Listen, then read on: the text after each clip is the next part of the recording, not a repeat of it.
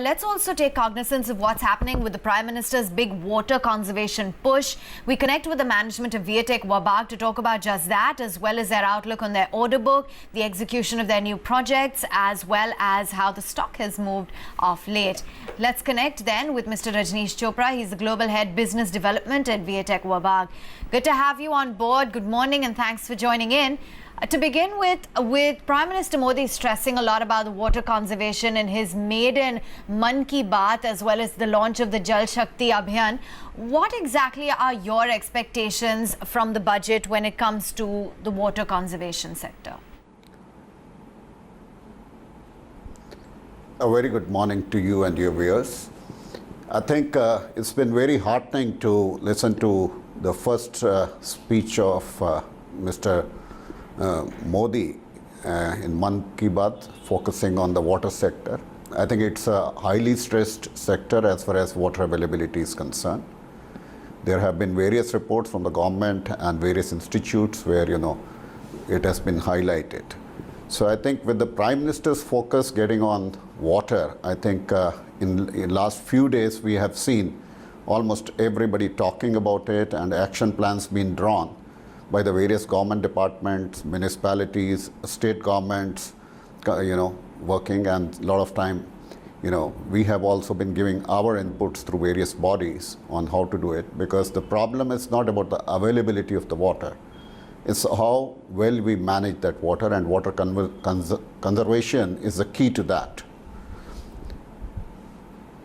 Okay, fair enough. Now, you've spoken about the state of affairs currently, but you have seen government initiatives versus private cooperatives and corporates. Who do you think can make, a major difference? And, what exactly do you think is the need of the hour from the government? And where could that see the overall industry in terms of the size of the business over the next couple of years, if these steps are actually fulfilled and taken? See, with the current push, my own individual guesstimate is that probably market should grow at over 15% in the country as far as water treatment is concerned and wastewater management is concerned. And with the current push, I think there are a lot of policies which are already existing in the government, whether they are in the federal government or they are in the states. I think the question is how fast we can implement that. In recent times, we have seen, a lot of traction happening in Namami Gange project, where again the focus was given by the Prime Minister, and we have seen a lot of traction happening, and I think probably a couple of years from now, we will see excellent results coming there. Similarly, there are policies where for conservation, Ministry of Power has an excellent policy that if in 50 kilometers of radius, if there is a wastewater treatment plant, the treated water has to be recycled and reused by the thermal power plants. Now the question is how fast we can implement. If we do that, that's one of the major water guzzlers in the country, and probably that itself can make a lot of fresh water available for human consumption. Similarly, if I look at, we have a huge coastal belt and we have a lot of, sea. So today desalinated water is an acceptable thing across the world and also within India, and there are new technologies, and today the cost of desalinated water can be substantially brought down provided we start using a renewable energy along with the desalination. And if we do that, I think that can be a big resource for that. Third, and the most important, which the Prime Minister also emphasized, is about rainwater harvesting. I think in all major urban areas, I think we have left with no choice, but it has to be made statutory and mandatory. Okay. Now, can you tell us a little bit about the R&D at Tech? Where is it that you source your technology from? Is it developed in-house? What kind of capex do you have for your R&D? See, as far as R&D is concerned, Tech has over 100 patents, and based on the current scenario, I think a few patents which would be very, very relevant will be that, we have technologies where we can, treat the wastewater up to direct potable reuse water. That's something which can be really utilized in the current scenario. On desalination, We have all possible technologies which are there, and we continue to do our R&D at 3 centers. One is Chennai, the second one is Vienna in Austria, and the third is in Swiss. And going forward, we have a lot of technologies which maybe could come into play, which are already developed by VATech, which will come into play as far as a market like India is concerned, maybe 5 or 10 years down the line. Rajneesh, help us understand what really sets Tech Wabag from other players within the sector. What would you say is your core competency that gives you the edge over others? See, we are a pure play tech. As far as water sector is concerned, most of our projects will have the latest and advanced technologies, and how to integrate the technologies to optimize the results. So the process knowledge which VATech possesses over the last 9 decades is something which really makes us stand out. The integration of technology to give the optimum result, and a lot of technologies which are developed in-house or which are licensed from the global players.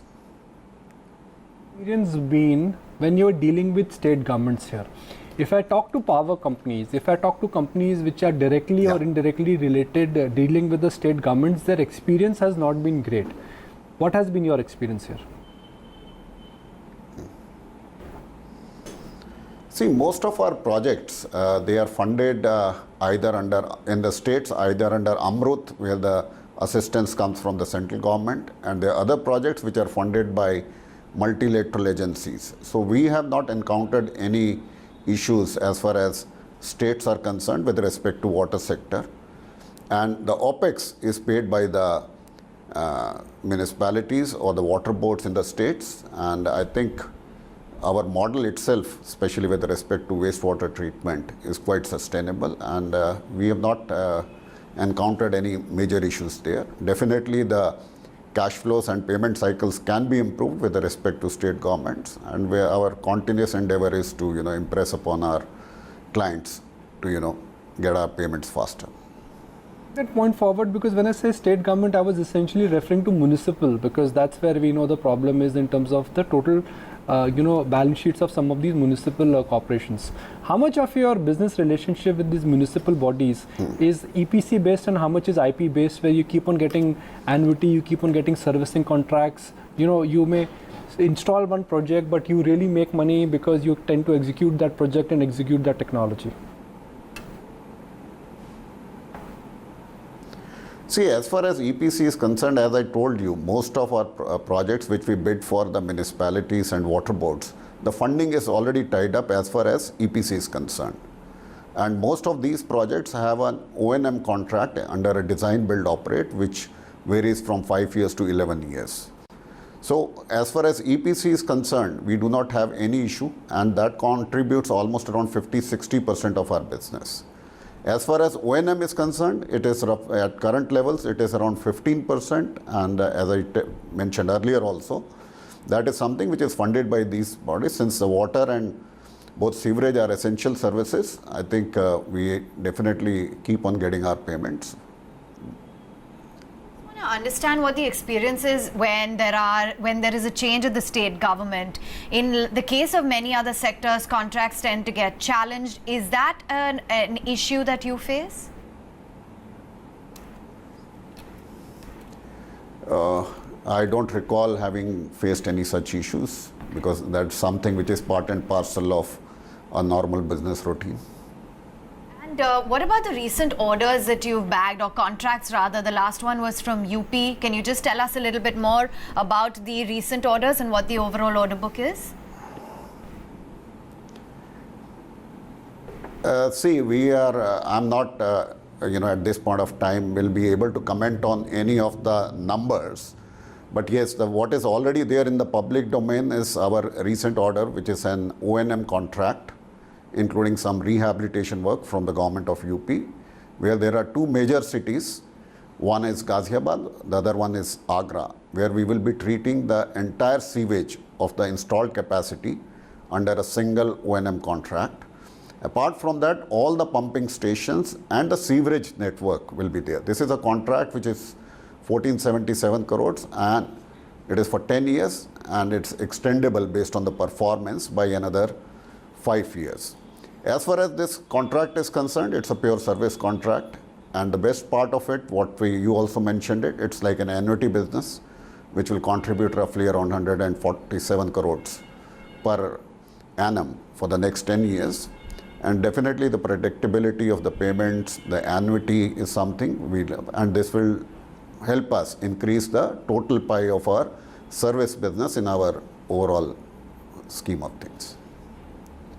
18 months, 24 months, do you think there could be a huge urgency at the central government level, at the state government level, where they would have to, they want to, and they will be forced to invest a lot in water sewage and water maintenance projects, because water is something which is been a 100-year-old problem. But somehow in terms of the urgency always has been missing. Municipal bodies on and off have taken some projects, but somehow they've not been very there's been no pressing need, let me put it this way, at the municipal level to fix the water problem in India. Given that there is a renewed thrust which is coming from Modi administration now, do you think there could be a huge change in the dynamics, the way how you will be doing business and how your order books would change in the next 12 months, 24 months? See, we definitely expect with our Honorable Prime Minister, bringing the focus on water. I think we all know as, human beings that, water, air and food are the essentials, and, that the focus should be definitely on these three things. We are already into a critical stage as far as water is concerned, and with the focus of the Honorable Prime Minister and the central government, I think the allocation to the sector should be better. One more expectation we as an industry have is that of late, it is considered as an infrastructure. Actually, it is more of a very critical infrastructure where even financial institutions probably have to relook at it, for investing in a different, rather than consider, just clubbing us as a normal infrastructure. And from government's viewpoint, I think they can definitely look at how, taxation burden can be reduced on these kind of projects, and how even subsidies can be given in terms of tax ops. We'll let you go on that note. Appreciate you taking the time on, Mr. Chopra, and giving us a sense as to what the expectation is from the budget, your business, and where you see it headed.